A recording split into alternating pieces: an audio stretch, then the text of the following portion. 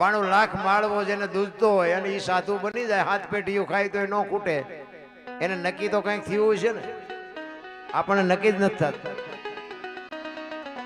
એવો એક દાખલો તમને મને એક ભાઈએ ફરમાઈશ આપી, ભરથરીનો એક દાખલો છે. એકવાર ભરથરી, તમે જો ભરથરી પીંગળા વગર બાપુ રહી જ નહોતો. પીંગળા જેની રાણી, એના રાણી વગેરે રહી જ નહોતો હકતો.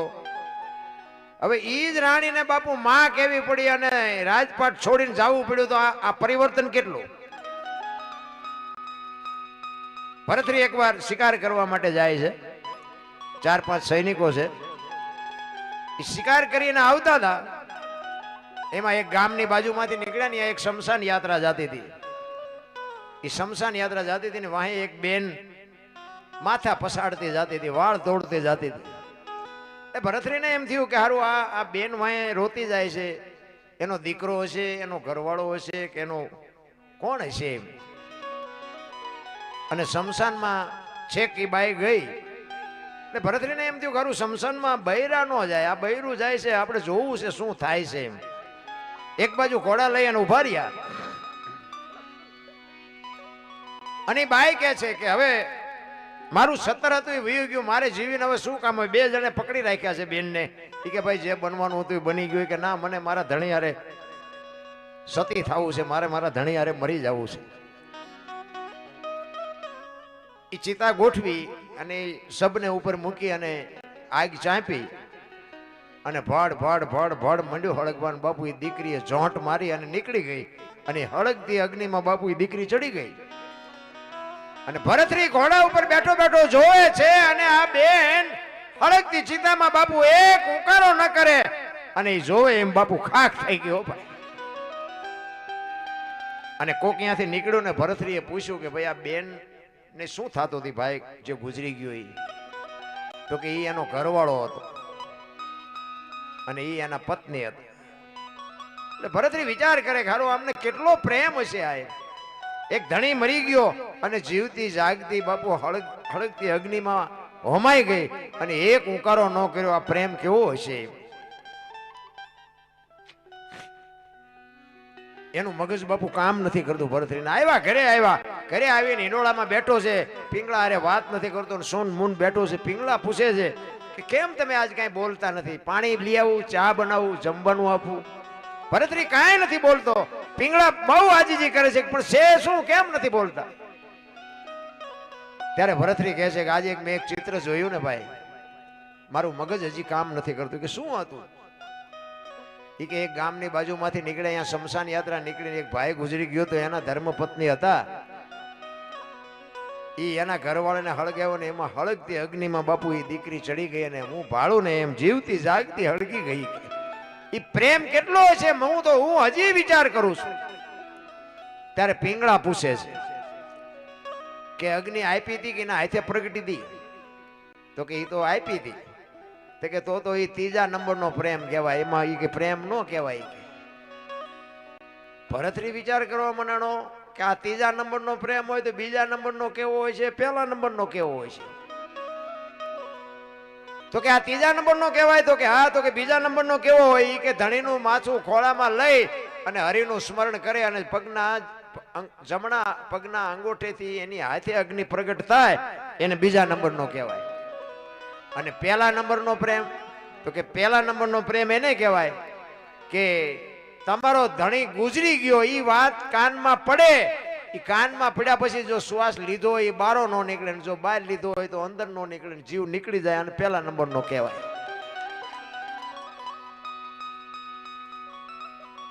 આપણે હકણા જ ન રે એ પાછા. એ કે તું મને જેવો પ્રેમ કરશ. પીંગળાને ભરથરી કહે છે.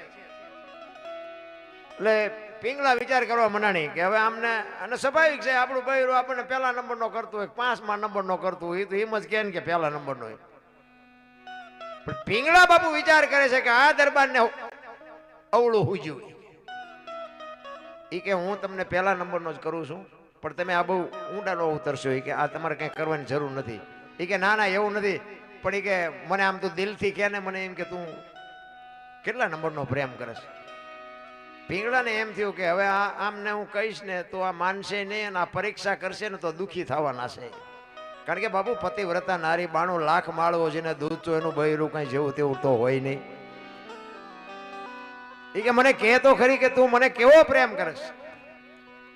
ત્યારે બાપુ પીંગળાએ કીધું કે દરબાર હું તમને પહેલા નંબરનો પ્રેમ કરું છું, પણ અખતરો ન કરતા ને રોતા નહીં આવડે.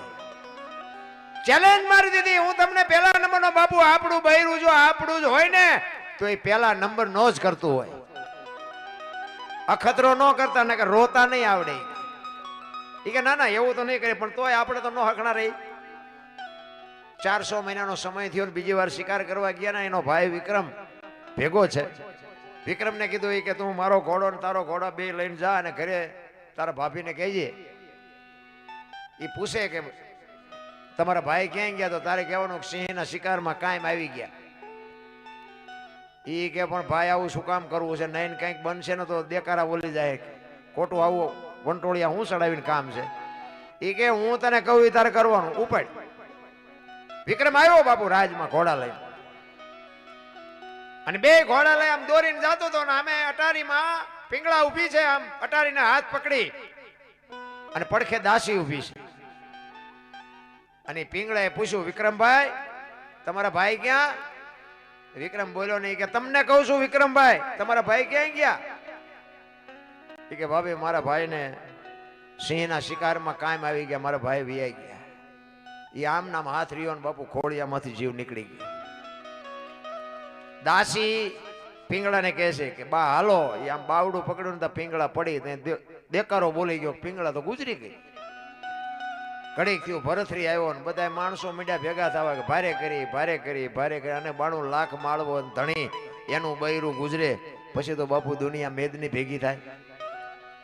ભરથરી માથા પછાડે દેકારો મીડિયો કરવા, મને આવી ખબર નહોતી, મને આમ નહોતું. દેકારા મીડિયા બોલવાના. આખી બાપુ ઉજ્જૈનમાં નગરીમાં બાપુ ખબર પડવા માંડી. ચારે બાજુથી કીડીયું ઘોડે માણા મીડિયું ઉભરાવા. ભરથરી બાપુ આમ તમે જોવો તો ધૂળમાં માથા પસાડે, વાળ તોડે, કપડા ફાડે, પીંગળા કરે. ગુરુ મહારાજ ને બોલાવ્યા. ગુરુ મહારાજ આવે ને ગુરુ મહારાજ ના પગમાં માથા પસાડે. ગુરુ મહારાજ કાંઈક કરો, ગુરુ મહારાજ કાંઈક કરો. ભરથરીને કે પણ તમે જ આ ઊભું કર્યું છે, તમારે આ ચા કરવાની જરૂર હતી. હાથે કરીને આવા વંટોળિયા ચડાવો.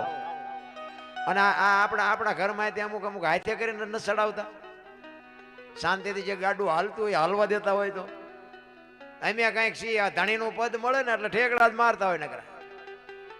પછી વંટોળિયા ચડે, પછી કે હવે અમારું કઈક હમું કરો. શું હમું કરે? તમે જ વંટોળિયા ચડાવ્યા, શું હમું કરવું આમાં? એ વાત કરતા વાર લાગે. ભરથરી રોવે છે, દેકારો કરે છે. શમશાન યાત્રા તૈયાર થઈને બધા નીકળ્યા. એમ કરતા બાપુ શમશાને પહોંચવા આવ્યા ને ભરથરી ગાંડો તૂર થઈ ગયો. પીંગળા કરે છે ને ગુરુ મહારાજની આંખમાંથી આહુડા પડવા માંડ્યા કે હવે હું કરું? એ કે બીજું બધું તો ઠીક છે, પણ આ ભરથરી જો પાગલ થઈ જાય છે ને તો 92 લાખ માળવો નો ધારો થઈ જાય, ધણી વગર નો થઈ જાય. હવે હું કરું? કરતા શમશાન ભૂમિમાં પહોંચ્યા. લાકડા ગોઠવા અને માથે બાપુ સબ મૂકવાની તૈયારી કરે. પણ ત્યાં તો તમે જોવો તો ગાંડો તૂર થયો ને ગુરુ મહારાજ બાપુ ચોથા રાસુએ રડી પડ્યા. ઘરે તારી ભલી છે તારી, આ જોવો તો ખરા થયું, મારે હવામાં શું કરવું? અને કુદરત ને કરવું ને એક ગુંદકાનો બાપુ આત્મો આમ જાતો તો ગુરુ મહારાજ ભજનના બળથી જોઈ ગયા. એમને જોયું કે આત્મો હારો નથી, પણ કે આ આત્મો નાખીને પીંગળાને બેઠી કરું તો ભરથરી તો ભાનમાં આવે. અને એ આત્માને પકડી અને પીંગળાના ખોળિયામાં નાખ્યો ને પીંગળાને બેઠી કરી અને ભરથરી રાજી થઈ ગયો. પણ ગુરુ મહારાજને બાપુ ચેન નથી પડતું. એ કે આ આત્મો હારો નથી, આ ગમે તારે 92 લાખ માળવાનું ખેદાન મેદાન કરવાની. પણ ભરથરીને બચાવવા માટે, ભરથરી પાગલ ન થઈ જાય એટલા માટે બાપુ એ આત્મો નાખ્યો. અને પછી તો બાપુ છે ને બધો જે ઇતિહાસ છે ને એ બધી પછીનો છે. અશ્વપાળનો અમરફળનો એ બધો ઇતિહાસ છે ને એ પછીનો છે. 92 લાખ માળવાનું ધણીનું બૈરું હોય બાપુ, એવું જવું તેવું હોય નહીં. પછી એને એમ થયું ઓહો પીંગળા વાયા તો મેં આટલું કર્યું ને આ પીંગળા, પણ ખરેખર સાચી પીંગળા તો મરી જ ગઈ હતી બાપુ. આ પીંગળા સાચી હતી જ નહીં. અને પછી એને નક્કી કરી લીધું કે હવે આપણે સાધુ થઈ જાવ. એ ગુરુ ગોરખ પાસે જઈ, જાલંધર મહારાજ પાસે જઈ અને દીક્ષા લે. અને ગુરુ મહારાજ એમ કે તું તારી પત્નીને પાસે ભિક્ષા માંગી અને પત્નીને જો માં કહેવાની તૈયારી હોય તો તું અમારા ભેગો હાલ. આપણી તૈયારી છે આવી? ભગવાન ભેગો થયો હોય તો આપણે આપણા બૈરાને માં કહીએ કે બાપુ ભરતરી કેવો કેવો મહાપુરુષ થઈ ગયો. તમે જોવો તો પિંગળા વગર રહી નહોતો હકતો, એના બદલે પિંગળાને એને માં કીધી છે. એનું પરિવર્તન કેવડું આવ્યું છે. પણ એવા જયારે સદગુરુ મળે, સદગુરુ તમને શાન આપે ને પછી જ બાપુ આ નક્કી થાય, બાકી એમનામ નક્કી કોઈ દી થાય જ નહીં. એટલા માટે એક ગુરુ મહારાજની વાણી કરીશું એ મારે, કારણ કે ગુરુ છે ને, ગુરુ ગુ છે અંધકાર છે, રૂ છે પ્રકાશ છે. અંધકાર માંથી જે પ્રકાશમાં લઈ જાય ને એને ગુરુ કહેવાય. ગુરુ તો તમારે બધાને હશે જ તે, પણ જો તમને અને મને બાપુ છેક પુગાડે નહીં તો બાપુ ગુરુનો કોઈ મતલબ નથી. તમને તમારી ઓળખાણ થઈ જવી જોઈએ. ગુરુ મહારાજની એ કૃપા થઈ જાય તો ઓળખાણ થઈ જાય, ઓળખાણ થાય તો જ કામનું. બાકી તો લાવો 50 રૂપિયા લાવો 100 રૂપિયા તમારા માઇક કરે ગુરુ કઈ હોય નહીં. એક ગુરુ મહારાજ ને શિષ્ય બે આમ વગડા માર્યા જતા હતા ને, સંજ્ઞાનો સમય થયો બરોબર, દી આથમનો ટાઈમ હતો ને, તો ગુરુ મહારાજે કીધું શિષ્યને કે હવે સંધ્યા આરતીનો ટાઈમ થઈ ગયો, એટલે મારે સંધ્યા પૂજા કરવી પછી જ આપણે આગળ હાલવાનું છે, ઘડીક બેસી જાય. એ કે પણ બાપુ આ સિંહની ડણકું સંભળાય છે, અહીંયા કોઈ નહીં સાંભળે ભજન ભજન ને આપણને બેનો નાસ્તો કરી જાય. એ કે જે થવું હોય થાય, બાકી અહીંયા ભજન કર્યા વગર હવે અહીંયાથી મારે ડગલું દેવાય નહીં. એ આસન જમાયું, બાપાએ દેવો અગરબત્તી બધું કરી અને તુહી તુહી તુહી તુહી તમલ લાગી ગયો. એ તાર લાગ્યો પડખે શિષ્યએ બાપુ આસન લગાવ્યું, પણ એનો તાર લાગે નહીં. ઘડીએ ઘડીએ આંખ ઉઘડી જાય. સિંહ આવશે જ નહીં ને, સિંહ આવશે જ નહીં ને. અને આવા કપાતર પાછા બોલે થાય તે સિંહ આવ્યો તે એ આવ્યો ને અને આમ સિંહ ને ભાડ્યો ને અને આ ભાઈ ઝાડવે સડી ગયા. એ કે ગુરુ મહારાજ ગયા. અત્યારના ચેલા જાજો ભાગ ગુરુ નાસ્તો કરાવે એવા જ હોય જાજો. એ ઝાડવા ઉપર બેઠો બેઠો જોવે છે ગુરુ મહારાજ ગયા. એ હાવદ આવ્યો, આવીને આમ ગુરુ મહારાજ ને પરિક્રમા કરી, સામે બે પગ લાંબા કરી ગુરુ મહારાજ ને વંદન કરી અને સિંહ વિયો ગયો. શિષ્ય ઉપર બેઠો બેઠો જોવે છે કે હું બેઠો તો મને પગે લાગે, આ તો પગે લાગીને વિયો ગયો. વળી હેઠો ઉતરીને બેસી ગયો. એ બધું ઘડીક થયું, બાપુ જાય ગયા ને બધું કર્યું ભેગું. ગુરુ કે એલામાં આમાંથી કંઈક તો પડે, કમડળ ને જોડી ને ચીપીઓ ને આ બધું મારે એકલાને જ લેવાનું. એટલે કે બાપુ ચીપીઓ લાવો.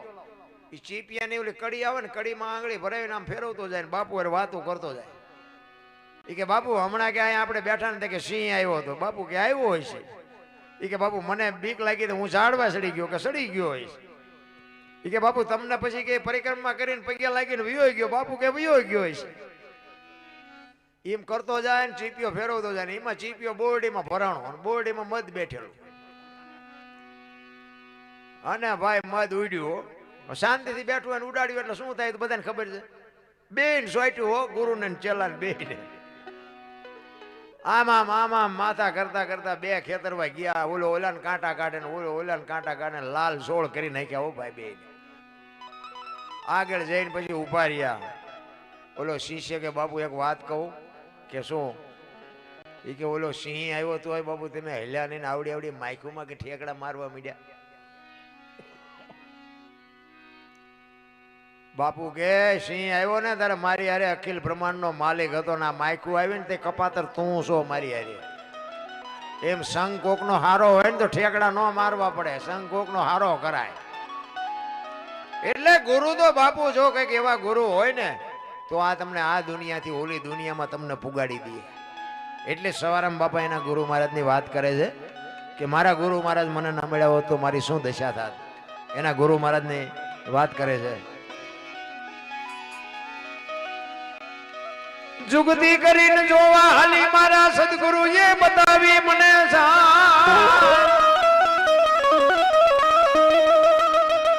અમરનગર માં આત્મ દેખ્યા હું તો ભૂલી ગઈ હતી દેહનું ભાન.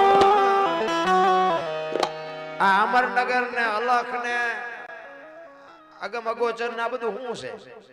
આ સંતોની ભાષા છે, સંતોના શબ્દો છે. સદગુરુ હશે તો તમને ખબર તો હશે જ. તે અલગ કોને કહેવાય? અલગ જે લખી ન કહે એને અલગ કહેવાય.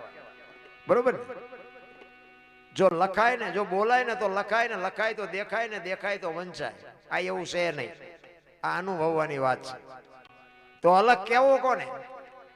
તો તમને એનો દાખલો આપો. એક તેલનો ડબ્બો લઈને કોક આવતું હોય ને, તેને તમે પૂછો કે ભાઈ તેલના ડબ્બાના પૈસા કેટલા? કે 25 રૂપિયા. હવે ડબ્બાના 25 હશે કે તેલના? તેલ કાઢી લો ડબ્બાનું શું આવે? નકરા 25 આવે ને.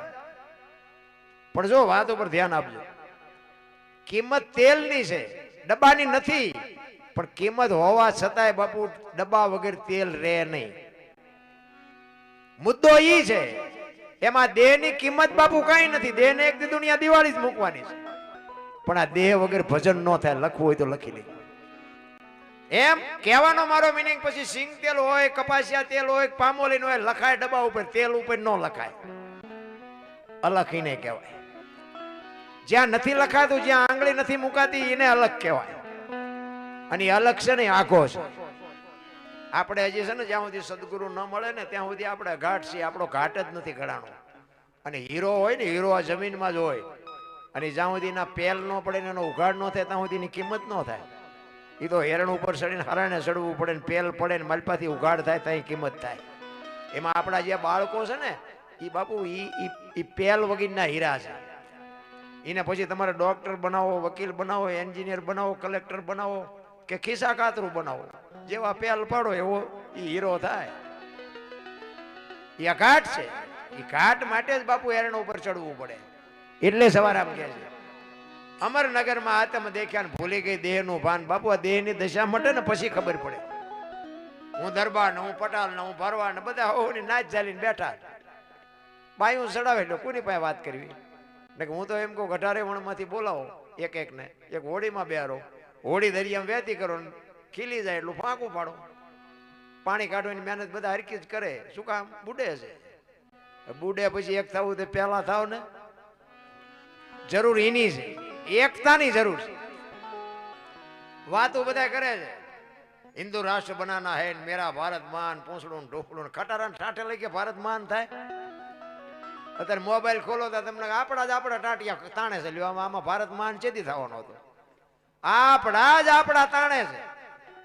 માફી માંગો, આમ કરો, પૂંછડું કરો. અમે ક્યાં તમારો બાજરો બગાડ્યો છે? જ્યાં સુધી એકતા ન થાય ત્યાં સુધી બાપુ ભારતે મહાન ન થાય અને હિન્દુ રાષ્ટ્ર ન થાય. દિવાલો ઉપર લખે કઈ નથી વળે એવું. મારી ભાવના તમારા ઉપર ને તમારી ભાવના મારા ઉપર થાય. એ જયારે અનુ એક થઈ જાય, માણસ એકાકાર થઈ જાય, તારે બાપુ ભારત મહાન થાય. નકરી વાતો કરીએ ન થાય.